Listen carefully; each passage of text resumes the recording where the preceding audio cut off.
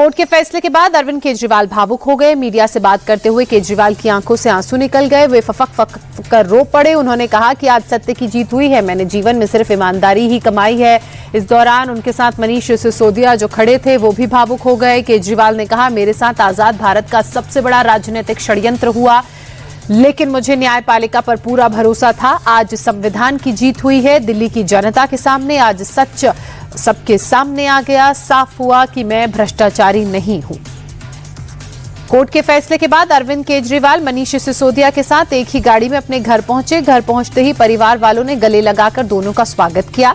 इस दौरान सभी की आंखें खुशी से नम थी। अरविंद केजरीवाल ने पत्नी और बच्चों को गले लगाया। पत्नी सुनीता केजरीवाल ने मनीष सिसोदिया को भी गले लगाकर बरी होने पर बधाई दी। सुनीता ने कहा कि सच की हमेशा जीत होती है। संसार में कोई कितना भी शक्तिशाली हो जाए, शिव शक्ति से ऊपर नहीं हो सकता।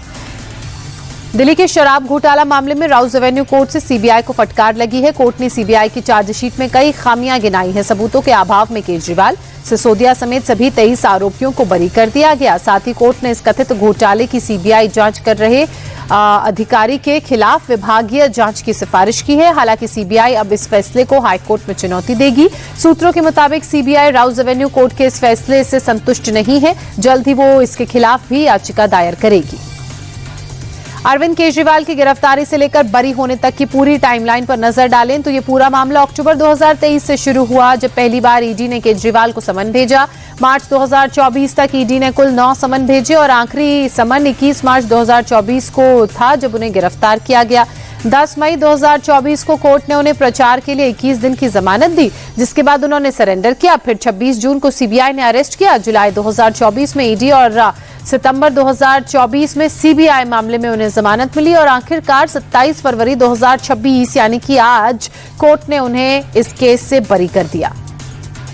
एनसीईआरटी किताब विवाद मामले पर प्रधानमंत्री नरेंद्र मोदी नाराज हैं। कैबिनेट की बैठक में पीएम मोदी ने इसे लेकर सख्त रुख अपनाया।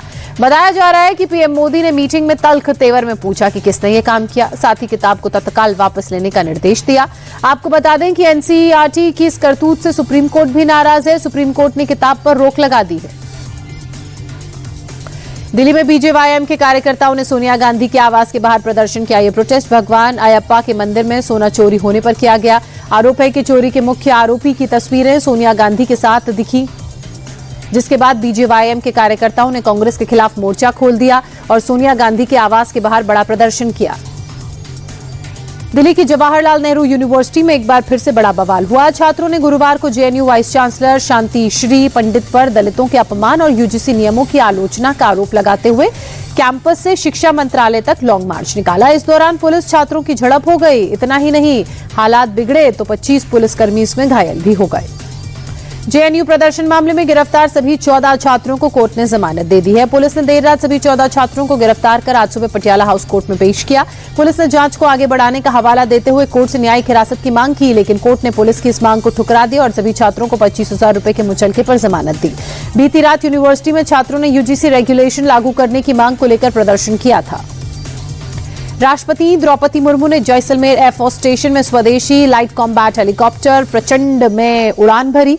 लड़ाकू हेलीकॉप्टर प्रचंड में बतौर को पायलट राष्ट्रपति ने उड़ान भरी और ऐसा करने वाली वो देश की पहली राष्ट्रपति बनी। इससे पहले वे लड़ाकू विमान सुखोई, राफेल में उड़ान भर चुकी हैं। देश की ऐसा करने वाली भी वो पहली राष्ट्रपति बनी है। हेलीकॉप्टर में उड़ान के दौरान राष्ट्रपति ने सीमावर्ती क्षेत्रों और पोखरण फील्ड फायरिंग रेंज का हवाई जायजा भी लिया।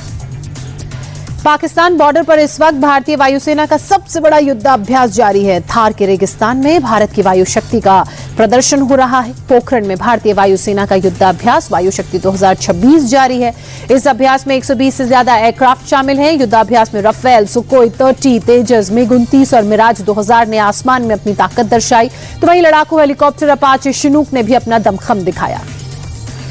पीएम मोदी देर रात इजराइल के 2 दिवसीय दौरे से दिल्ली वापस लौट आए। प्रधानमंत्री की इजरायली यात्रा काफी सफल रही। पीएम मोदी और बेंजामिन नेतन्याहू के बीच हुई डेलीगेशन लेवल की मीटिंग में दोनों देशों ने 27 समझौतों पर एमओयू की साइन किए।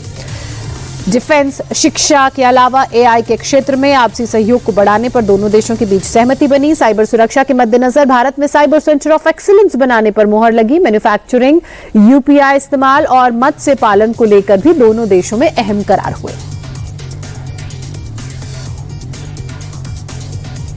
पीएम मोदी के इजराइल दौरे पर जम्मू कश्मीर की पूर्व सीएम और पीडीपी चीफ महबूबा मुफ्ती ने तीखा हमला बोला। इजराइल के पीएम बेंजामिन नेतन्याहू को अपराधी बताते हुए कहा कि एक अपराधी को गले लगाना अच्छे संकेत नहीं है।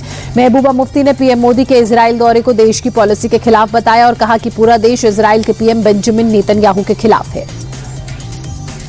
एआईएमआईएम नेता अकबरुद्दीन ओवैसी ने एक बार फिर भड़काऊ तकरीरें दी और एक सभा के दौरान अकबरुद्दीन ओवैसी ने कहा कि कांग्रेस और बीजेपी एक जैसे हैं। यूपी में योगी बुलडोजर चलवाते हैं, वैसे ही तेलंगाना में रेवंत रेड्डी करते हैं। जब हमारा मामला आता है तो सब एक हो जाते हैं। हर किसी ने हमको जख्म दिए हैं। इन्हें मुसलमानों और हमारी शरीयत से दुश्मनी है। तमिलनाडु विधानसभा चुनाव से पहले राजनीतिक सरगर्मियां तेज हैं। एआईएडीएमके से निकाले गए और राज्य के पूर्व सीएम ओ पनीरसेल्वम डीएमके में शामिल हो गए। सीएम एमके स्टालिन की मौजूदगी में उन्होंने पार्टी का दामन थामा। डीएमके में शामिल होने के बाद पनीरसेल्वम ने कहा कि ईपीएस के अहंकार और सत्ता के दुरुपयोग ने ऐसे हालात पैदा कर दिए कि एआईएडीएमके कभी चुनाव नहीं जीत सकती। 2022 में एआईएडीएमके ने पनीरसेल्वम को पार्टी से निकाला था। बिजनौर की रहने वाली मुरादाबाद की सपा सांसद रुचि वीरा पर जमीन कब्जा करने का आरोप है। सावित्री देवी ट्रस्ट के अध्यक्ष रजनीश तोमर ने सांसद पर हथियारों के दम पर जमीन को कब्जा करके चार दीवारी कर अपने अधिग्रहण में लेने का आरोप लगाया, जबकि सांसद रुचि वीरा ने अपने ऊपर लगे तमाम आरोपों को बेबुनियाद बताते हुए सावित्री देवी ट्रस्ट पर अपनी जमीन को कब्जा करने का आरोप लगाया। विवाद बढ़ने पर मुरादाबाद के डीएम ने जमीन की पैमाइश कराने के आदेश दे दिए हैं। महाराष्ट्र के नासिक में एक लकड़ी की फैक्ट्री में भीषण आग लगने से हड़कंप मच गया। देर रात लगी इस आग ने देखते ही देखते विकराल रूप धारण कर लिया।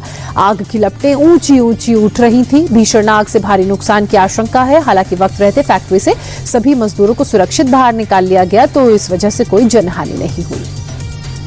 हरदोई में एक घर में अचानक तेज विस्फोट हुआ, जिससे हड़कंप मच गया। धमाका इतना तेज था कि 2 मंजिला मकान को काफी नुकसान हुआ। हादसे में 2 महिलाएं गंभीर रूप से घायल हैं, जिन्हें इलाज के लिए अस्पताल में भर्ती कराया गया है। पूरी घटना सीसीटीवी में कैद है। शुरुआती जांच के मुताबिक पटाखे के बनाने के दौरान ये धमाका हुआ। पुलिस फिलहाल मामले की जांच में जुटी है। मेरठ के लोहिया नगर इलाके से एक हैरान करने वाला वीडियो सामने आया, जहां एक स्कूल बस के अंदर छात्र की बेरहमी से पिटाई की गई। आरोप है कि बस के आगे मोटरसाइकिल लगाकर रोका गया। उसके बाद 10वीं के छात्र की जमकर पिटाई की गई। पीड़ित छात्र के पिता ने इस मामले में केस दर्ज कराया है। पीड़ित छात्र स्कूल से पेपर देकर वापस लौट रहा था, तभी यह घटना घटी। पिटाई का वीडियो अब सोशल मीडिया में खूब वायरल है। गाजियाबाद में मुस्लिम दुकानदारों को धमकी देने वाले सत्यम पंडित को पुलिस ने गिरफ्तार कर लिया। दरअसल मंगलवार को मीट दुकान खोलने पर सत्यम पंडित ने होटल बंद करने को लेकर धमकी दी। साथ ही मंगलवार को दुकान खोलने पर आग लगाने तक की बात कह दी। वीडियो सामने आने के बाद पुलिस कार्रवाई करते हुए आरोपी को अरेस्ट कर चुकी है। वीडियो को सत्यम पंडित ने खुद अपने फेसबुक पर पोस्ट किया था। यूपी में त्योहारों को देखते हुए खाद्य विभाग लगातार एक्शन में जुटा हुआ है। लखनऊ में फूड सेफ्टी डिपार्टमेंट ने बड़ी कार्रवाई करते हुए भारी मात्रा में एक्सपायर्ड और मिलावटी मिठाइयां जब्त की। फैजुल्लागंज इलाके से 1 क्विंटल से ज्यादा सोन पापड़ी राजभोग मौके पर ही नष्ट किया गया। इसके अलावा अलग अलग इलाकों से छापेमार कार्रवाई के दौरान 10,415 किलो मसाले खोया इसको सीज किया गया, जिसकी अनुमानित कीमत मार्केट में 55,91,000 है। साथ ही खाद्य विभाग ने 15 सैंपल्स को जांच के लिए भेजा है। कृष्ण नगरी मथुरा वृंदावन में होली का उत्सव शुरू हो चुका है। वृंदावन से लेकर बरसाना नंदगांव में लाखों श्रद्धालु पहुंच रहे हैं। बांके बिहारी मंदिर में पुजारियों ने भक्तों पर प्रसादी गुलाल डालकर ब्रज की होली की शुरुआत की। थोड़ी ही देर में परिसर रंग और गुलाल से सराबोर हो गया। आज ब्रज में होली रे रसिया गाने पर भक्त खुशी से झूमते गाते दिखे। वहीं अयोध्या में भी नागा साधु और दूसरे संतों ने रंग भरी एकादशी के मौके पर होली खेली। यूपी के संभल में रंग एकादशी का पर्व बड़े ही धूमधाम से मनाया जा रहा है, तो वहीं दूसरी तरफ रमजान महीने का दूसरा जुमा भी है, जिसको लेकर पूरा शहर छावनी में बदल चुका है। जामा मस्जिद के आसपास बड़ी संख्या में पुलिस फोर्स, आरआरएफ और पीएसी के जवानों की तैनाती है। इसके अलावा कंट्रोल रूम से सीसीटीवी के जरिए भी पैनी नजर रखी जा रही है, ताकि किसी भी तरह के माहौल को बिगड़ने से रोका जा सके। मस्जिदों की दीवारों को त्रिपाल से ढक दिया गया है।